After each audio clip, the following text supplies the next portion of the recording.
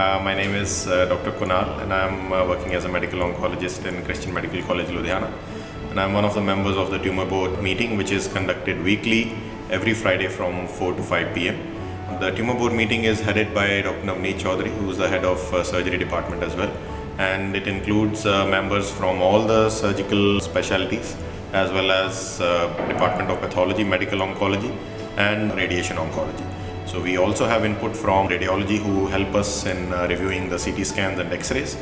We meet every week, as I said, Friday from 4 to 5 p.m. and we discuss all the cancer patients who have been diagnosed in the last 1 week, or if there are any other challenging patients, if they need any treatment decision or change in treatment.